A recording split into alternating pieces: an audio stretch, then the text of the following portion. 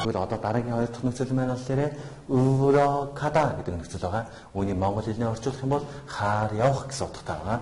Тэгэхээр гүйвлэгчээ төгсөн үйл үгийн араас мэдээж даагийн өмнөх үеийн гүйвлэгчээ төгсөн байхад өрөө харин эгшээ төгсөн байхад ро гэдэг нь шууд холбогдно гэдгийг анзаараарай.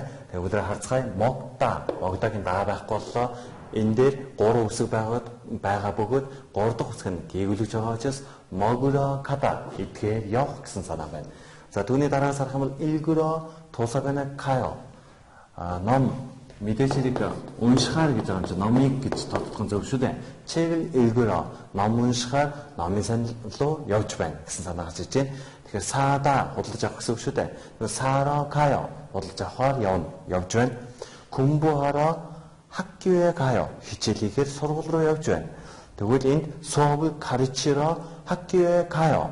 хичээлээ заахаар сургууль руу явж байна гэх мэтчлэнгээр бид нар холбож болох нь. Тэгвэл жишээн дээр яаж орж ирдэг юм бэ гэдэг бид анзаарцгаая. Манай түүн Монгол хүний сэтгэлгээнд нийцүүлэн Солонгос хэлний бүх шатны ном сургачдыг боловсруулан гаргаж, мэргэжлийн төвшин Солонгос хэлний анхан шатнаас эхлээд Солонгос хэлний төвшин тогтоох шалгалтын дээд шат хүртэл бүх сургалтуудыг Монгол болон Солонгос багштайгаар байнга эсэл даван суралт явуулж байна.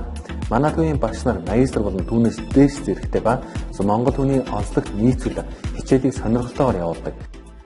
Би нарийн гарц хэл шинжилгээ хүрээлэнд Солонгос хэлний анхан шатны сургалтын суудаг Солонгос Монгол багштай найрсаг 5 дахьтай ном болон дагалдах CD бус хэрэгслүүд нь ойлгоход маш хүнтэй. 6 сарын дотор одоо ТОП-ийн 4-р төвсөнд тэнцвүүлж байсан. Хичээлийн цагаараа нэмэлтээр ирж хичээлэх боломжийг олгодог байгаа. Хилээ сайн сур сэтгэлд хамтдаг гэж байна. Солонгос хэлнийхээ мэдлийг дээшлүүлэхийн тулд нарийн гарц хэл шинжилгээний хүрээлэн зорж ирсэндээ баяртай байна. Багш нартай аль баярлалаа. Солонгос хэлийг зөв суурьтай суралцахыг хүсвэл манай сургалтын төвд хүрэлцээр суралцаарай.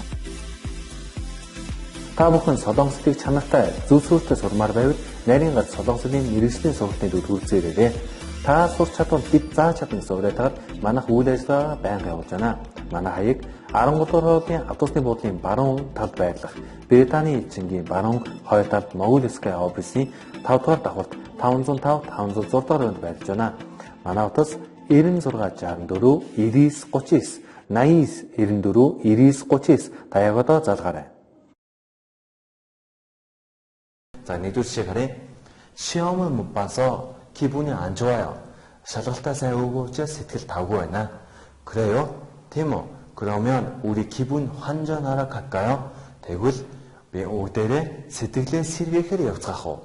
Цаах уу гэдэг нөхцөлийг бид нар өмнө үзсэн байгаа шүү дээ. Өнөөдрийн гол үзээд байгаа нөхцөл маань рокада гэдэг нөхцөл байна. Хоёр дахь жишээг бид анзаараарай. 저는 공원에 자주 사진을 찍으러 가요. Би цэцэрлэг рүү байнга зураг авахаар явдаг. зураг дандаа авахаар явдаг гэсэн санаа байна. тэгвэл 3 дахь жишээнээр 유키 씨는 친구를 만나러 시내에 갔어요. 유키 найзтайгаа уулзахаар хотын дүүрөө явсан гэсэн санааг илэрхийлж байна. өнөөдөр үзсэн хоёр нөхцөлийг ойлгосон байхаа гэж найдаж байна. өнөөдрийн хичээлийг анхаарч үзсэн бүгдэнд маш их баярлалаа.